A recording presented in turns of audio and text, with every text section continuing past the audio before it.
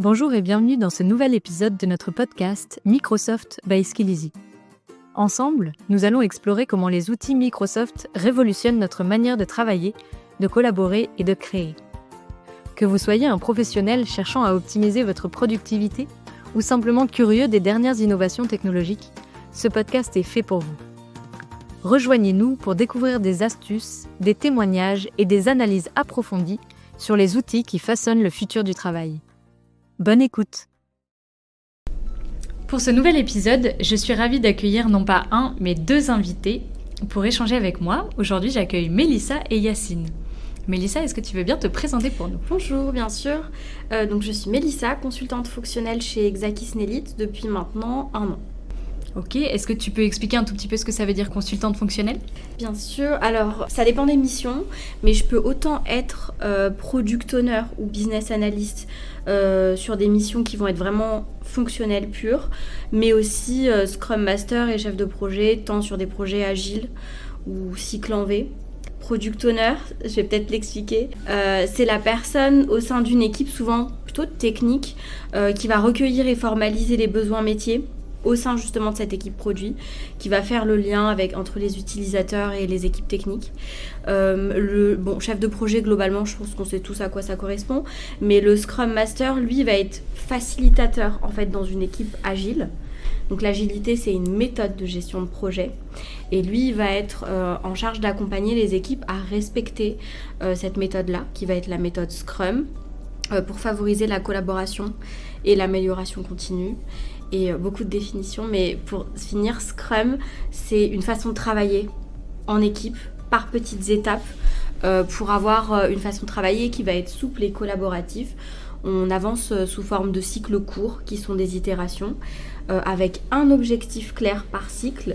Et l'idée, c'est à la fin de ce cycle-là, de pouvoir livrer de la valeur et d'avoir quelque chose qu'on peut tester, montrer ou améliorer. Et donc, si je résume, toi, dans cette partie-là, toi, tu es vraiment chargé de faciliter pour que tout se passe bien. C'est ça. Dans le déroulé de ce projet. Exactement. Il y a à la fois un aspect où on est garant de la méthodologie, donc on doit accompagner l'équipe aussi dans sa montée en compétence sur la méthodologie, mais aussi vraiment un rôle de facilitateur et de coordinateur, accompagner l'équipe dans les blocages qu'elle peut rencontrer, mais aussi l'idée c'est vraiment de l'accompagner à monter en compétence, puisque en règle générale, quand l'équipe elle est assez autonome, le Scrum Master il s'efface. C'est vraiment un rôle un peu transitoire quand même. Ok, bon bah super. Tu vas nous parler juste après d'un outil que toi tu utilises en tant que Scrum Master. Je propose que Yacine se présente juste avant. Oui, bonjour tout le monde. Donc moi c'est Yacine, je suis business analyst depuis 1 an chez Exakis. Qu'est-ce que ça veut dire business analyst ? Alors business analyst en français on pourrait le traduire par analyste fonctionnel. En fait, c'est une sorte de traducteur entre le monde du business, donc les métiers, donc on dit les métiers, ça peut être la logistique, vraiment tout type de métier, et les systèmes d'information, donc l'équipe informatique. Et donc nous, on va essayer de comprendre les problèmes, aussi les objectifs. Donc juste pour faire le parallèle avec ce qu'elle disait Mélissa sur Product Owner. Product Owner, voilà, Scrum Master, il est garant de la méthodologie. Product Owner, il est garant du produit. Le business analyst, lui, il n'est pas garant, mais il va faciliter, aider le product owner à délivrer, à comprendre les processus et à l'aider dans ses tâches quotidiennes.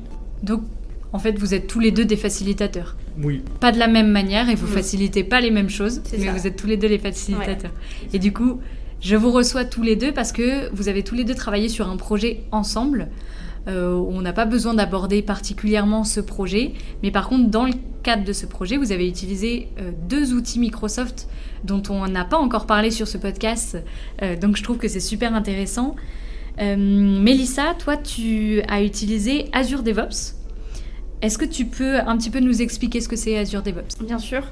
Avant de parler d'Azure DevOps, vraiment dans sa globalité, le projet sur lequel on a travaillé avec Yacine, c'est un projet de mise en place d'intelligence artificielle à destination des métiers. Donc voilà pourquoi aussi la notion de business analyst est très importante.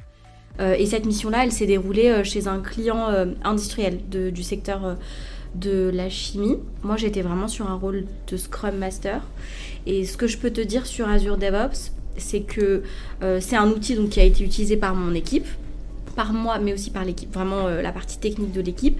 C'est un outil complet proposé par Microsoft qui va servir à organiser le travail des équipes informatiques. À la fois pour la planification des tâches, donc ça me sert à moi pour vraiment avoir de la visibilité au product owner. Ça nous permet aussi de suivre l'avancement, qu'est-ce qui est fait, qu'est-ce qui reste à faire, quels sont nos objectifs, et aussi à stocker le code, à le tester, mais aussi à pouvoir déployer les applications. Donc ça a à la fois une fonctionnalité plutôt gestion de projet, mais aussi technique. Ça allie vraiment les deux, la partie agilité et la partie DevOps. Ok, donc c'est un peu un tableau de bord qui regroupe, qui centralise tout. Est-ce que tu pourrais nous expliquer un peu quels sont les bénéfices de cet outil selon toi ? Et est-ce qu'il y a quelques contraintes aussi que tu as remarquées dans cet outil Azure DevOps ? Bien sûr, je pense que le bénéfice principal, c'est vraiment que tout est centralisé. C'est très agréable d'avoir un outil qui soit commun à toute l'équipe et c'est en accord avec les valeurs de Scrum dont je parlais tout à l'heure, qui est la transparence, le fait qu'on ait accès tous au même niveau d'information.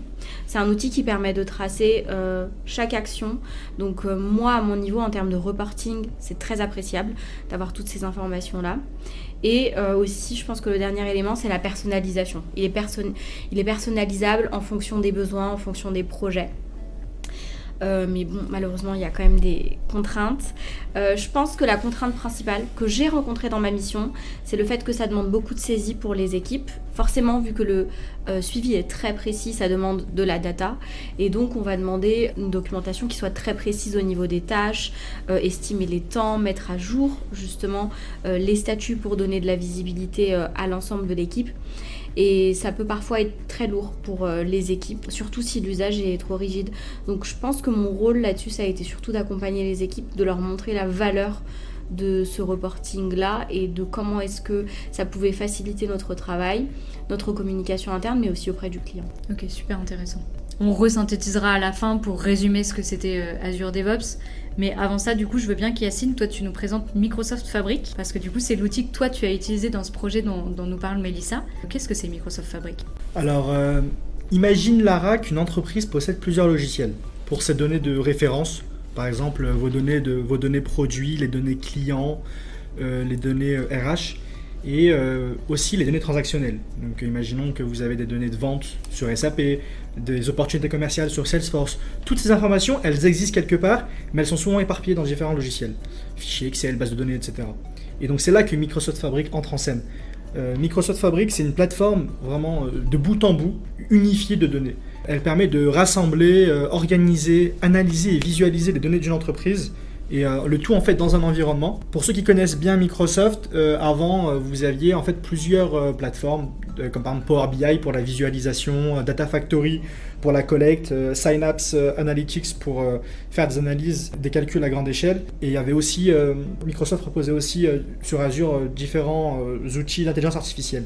Bah là en fait vous avez tout en une seule et unique plateforme. Vous retrouvez dans un seul et unique endroit tous les outils nécessaires pour manipuler la donnée et permettre à ce qu'elle soit travaillée, partagée. On peut vraiment avoir un espace collaboratif pour toutes les parties prenantes de la partie data du projet.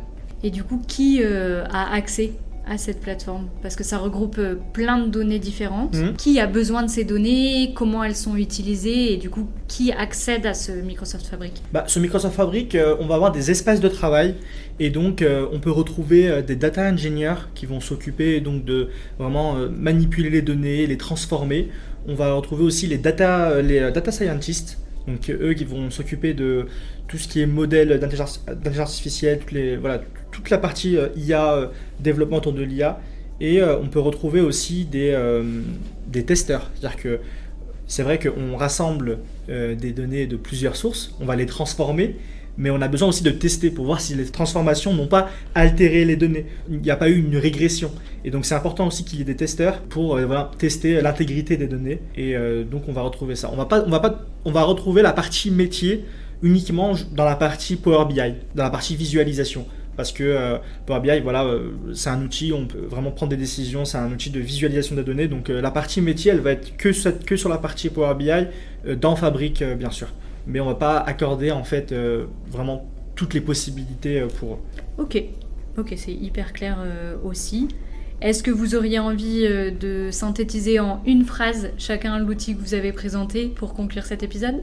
Mélissa, est-ce que pour Azure DevOps, tu aurais envie de résumer en une phrase ? Si je devais résumer Azure DevOps, je dirais que c'est un outil qui est très puissant, mais qui doit être adapté en fonction des besoins de l'équipe. Et qui est vraiment utilisé dans la gestion de projet. Complètement. Aujourd'hui, c'est un outil qui est vraiment utilisé par l'ensemble des équipes techniques. Ok, merci beaucoup. Et Yacine ? Microsoft Fabric est une plateforme de bout en bout pour vraiment manipuler, explorer, visualiser les données.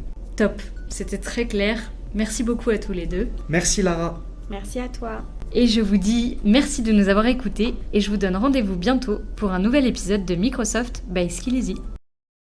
En attendant, si vous souhaitez en savoir plus sur les thématiques abordées aujourd'hui, je vous mets en description la liste des contenus e-learning présents sur notre plateforme Skilleasy. À bientôt!